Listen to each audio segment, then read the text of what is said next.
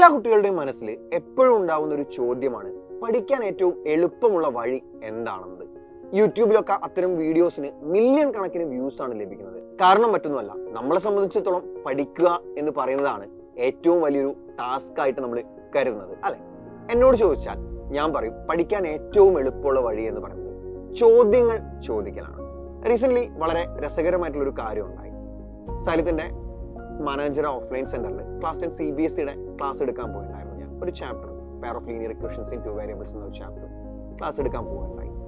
ഒരു സ്റ്റെപ്പ് എഴുതി x/2 = 6 എന്ന സ്റ്റെപ്പ് ആയിരുന്നു. ഒരു പ്രോബ്ലത്തിന്റെ ഇൻ ബിറ്റ്വീൻ ഉള്ള ഒരു സ്റ്റെപ്പാണ് x/2 = 6 എന്ന സ്റ്റെപ്പ്. നെക്സ്റ്റ് സ്റ്റെപ്പിൽ ഞാൻ എഴുതി x = 12 എന്ന്. മക്കളെ മനസ്സിലായോ എന്ന് ചോദിച്ചു. ആ സർ മനസ്സിലായി. കുറെ പേരും മിണ്ടാതിരുന്നു. അതിൽ ഞാൻ ഒരു കുട്ടിയെ വിളിച്ചിട്ട് ചോദിച്ചു. അവൻ നോട്ടിൽ എഴുതിയിട്ടുണ്ട് x = 12 എന്ന് എഴുതിയിട്ടുണ്ട്. മോനെ എങ്ങനെയാണ് ഇത് x = 12 ആയെന്ന് ചോദിച്ചു. അവൻ ശ്രദ്ധിച്ചിരിക്കുന്നുണ്ടായിരുന്നു, കൃത്യമായിട്ട് അവൻ ക്ലാസ് ശ്രദ്ധിക്കുന്നൊക്കെ ഉണ്ടായിരുന്നു.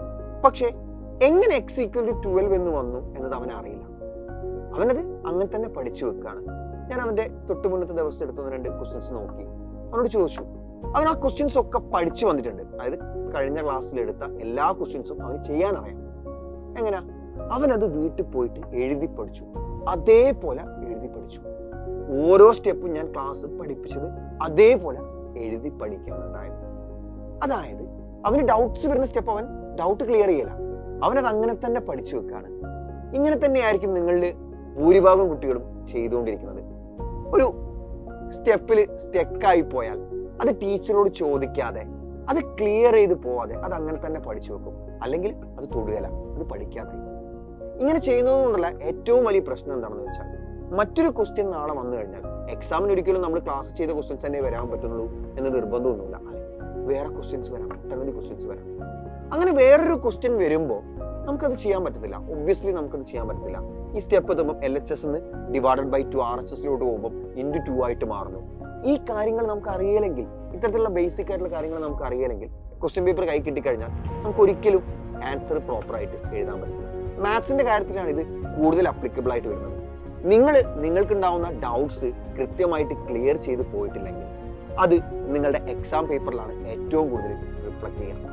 നിങ്ങൾ പല റീസൺസ് കൊണ്ടായിരിക്കും, എനിക്കറിയാം. ടീച്ചേഴ്സ് എന്ത് വിചാരിക്കും, എൻ്റെ കൂടെയുള്ള കുട്ടികളൊക്കെ, എൻ്റെ ഫ്രണ്ട്സൊക്കെ, എൻ്റെ സൈഡിലിരിക്കുന്ന എൻ്റെ ഫ്രണ്ട്സൊക്കെ മനസ്സിലായി എന്ന് പറയുന്നു. ഞാൻ മാത്രം എങ്ങനെ ഒറ്റയ്ക്ക് എഴുന്നേറ്റ് നിന്ന് ഡൗട്ട് ചോദിക്കും, മനസ്സിലായില്ല എന്ന് എങ്ങനെ പറയും, അല്ലെ?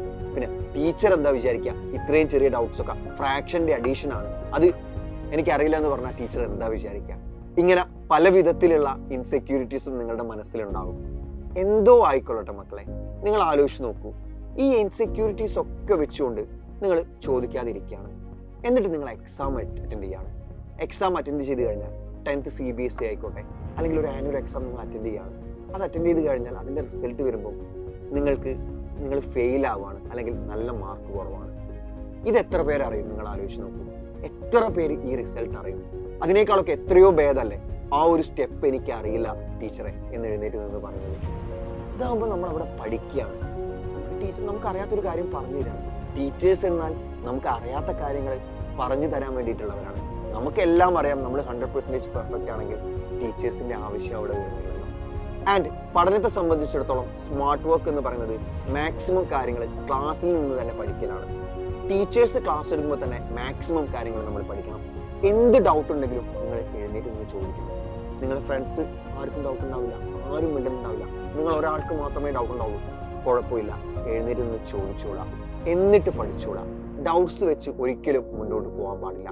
ചോദ്യങ്ങൾ ചോദിച്ചുകൊണ്ടേ നമുക്ക് പഠിക്കാൻ കഴിയുകയുള്ളൂ. സോ മക്കളെ, നിങ്ങളുടെ എല്ലാ ഇൻസെക്യൂരിറ്റീസും മാറ്റിവെച്ചുകൊണ്ട് ചോദ്യങ്ങൾ ചോദിച്ചുകൊണ്ട് പഠിച്ചു മുന്നേറുക.